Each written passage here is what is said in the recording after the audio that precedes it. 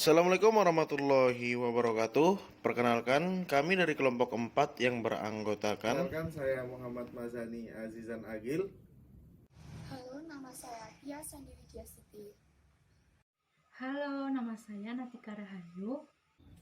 Halo, nama saya Indah Sulistya Budi Wijaya. Saya Muhammad Fadwin Namatokan. Halo, saya Rizky Aprilia Pratiwi.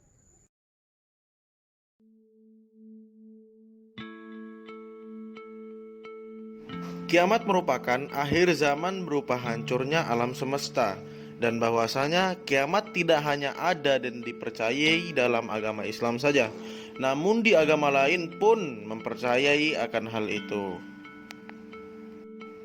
Hari kiamat menurut Islam adalah peristiwa hancurnya alam semesta beserta isinya, hingga seluruh makhluk hidup yang ada di dalamnya pun akan binasa. Hari kiamat akan diawali dengan tiupan sangkakala, dan itu adalah pertanda dibinasakannya seluruh makhluk hidup yang ada di muka bumi ini.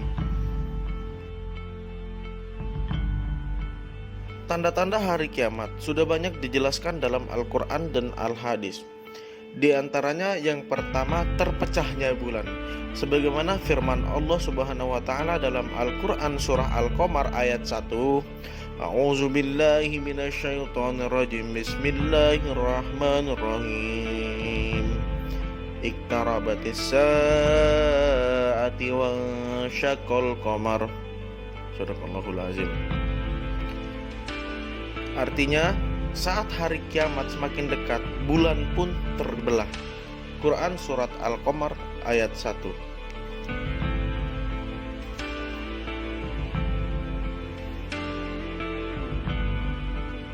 Tanda kiamat yang kedua yaitu munculnya binatang yang bisa berbicara dengan bahasa manusia.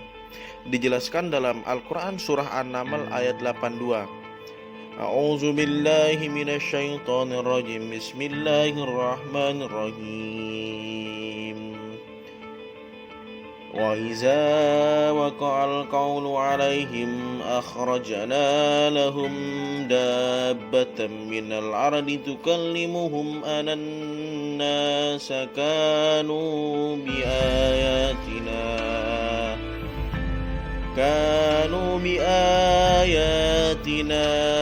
la yuqinun. Shadaqallahul azim.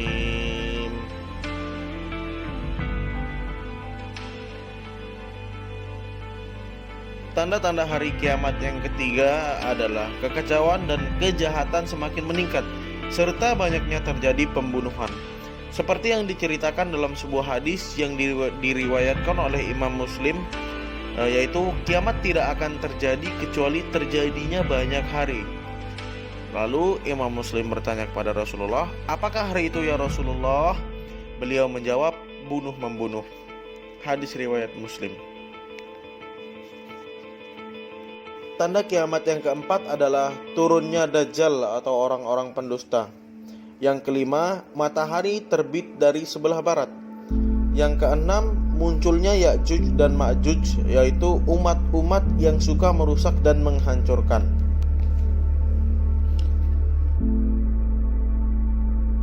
Selain menurut syariat, ada juga pengertian kiamat menurut ilmu biologi. Sebelum kita ke sana, mari kita ketahui apa itu biologi. Biologi atau ilmu hayat adalah kajian tentang kehidupan dan organisme hidup, termasuk struktur, fungsi, pertumbuhan, evolusi, persebaran, dan taksonominya.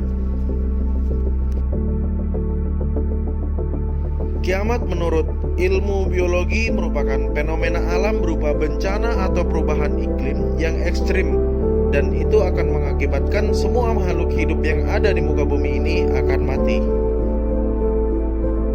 Menurut Profesor Ahmad Bakuni, di dalam bukunya yang berjudul Al-Quran, Ilmu Pengetahuan dan Teknologi, terdapat beberapa skenario yang akan terjadi saat hari kiamat menurut ilmu biologi atau sains. Pertama, habisnya bahan bakar termonuklir, yaitu hidrogen dalam matahari, yang akan mengakibatkan matahari menjadi dingin dan bumi akan membeku.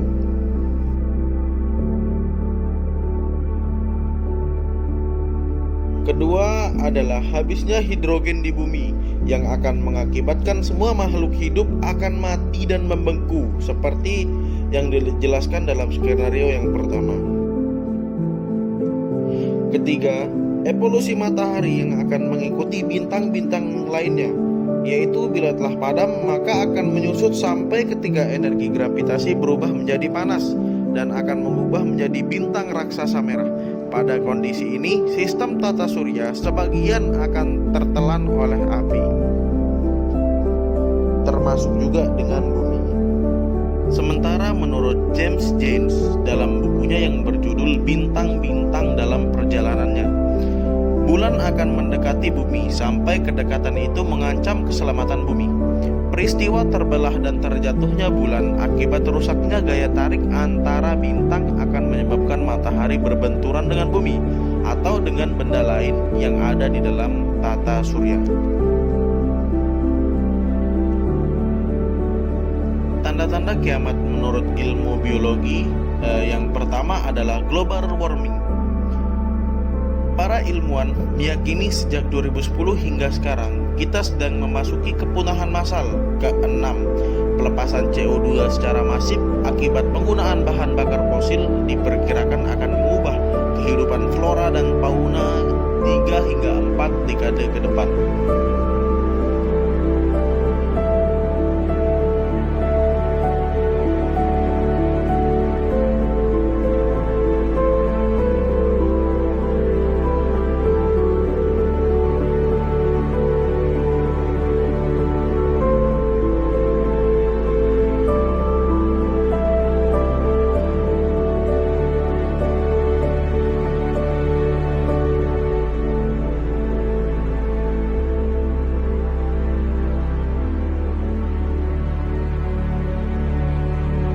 Yang kedua adalah climate change, yaitu perubahan iklim. Perubahan iklim adalah perubahan pola dan intensitas unsur iklim dalam periode waktu yang sangat lama. Bentuk perubahan berkaitan dengan perubahan kebiasaan cuaca atau perubahan persebaran kejadian cuaca. Penyebab utama terjadinya perubahan iklim yaitu pemanasan global. Contoh dari dampak climate change atau perubahan iklim ini yaitu El Nino dan La Nina. El Nino adalah fenomena pemanasan suhu muka laut di atas kondisi normalnya, yaitu terjadi di Samudra Pasifik bagian tengah. El Nino memicu terjadinya kondisi kekeringan untuk wilayah Indonesia secara umum. Sedangkan La Nina adalah fenomena yang berkebalikan dengan El Nino.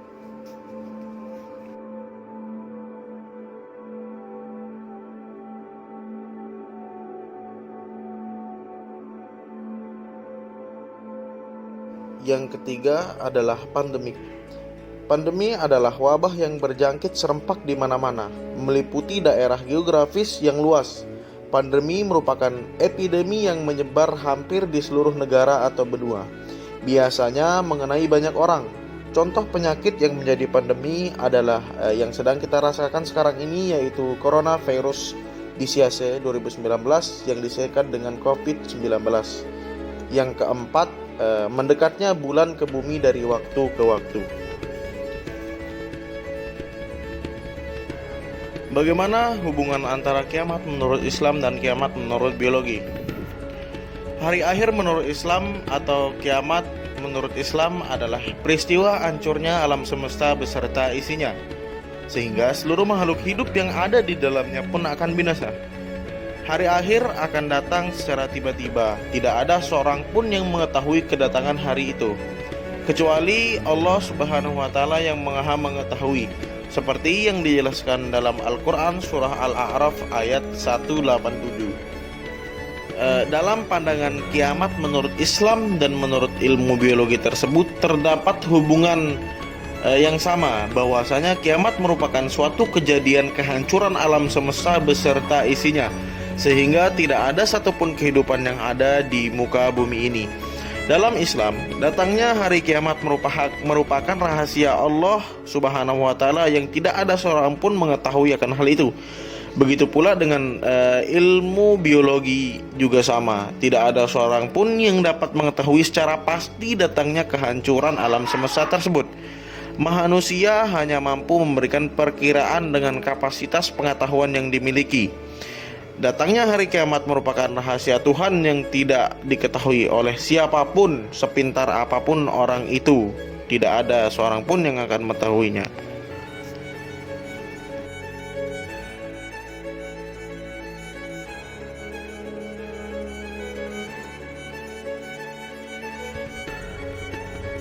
Bagaimana sikap kita sebagai manusia untuk menghadapi hari kiamat?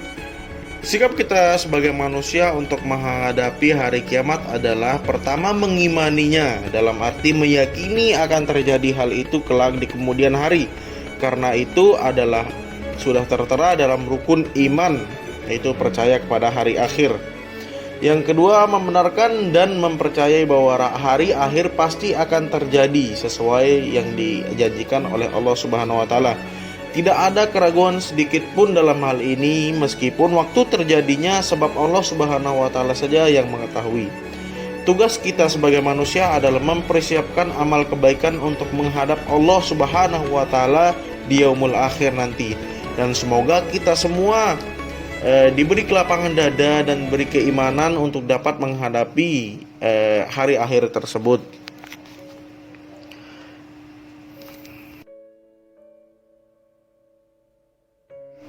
Demikian penjelasan dari kami mengenai hari kiamat menurut Islam dan menurut ilmu biologi. Sekian dari kelompok kami. Wassalamualaikum warahmatullahi wabarakatuh.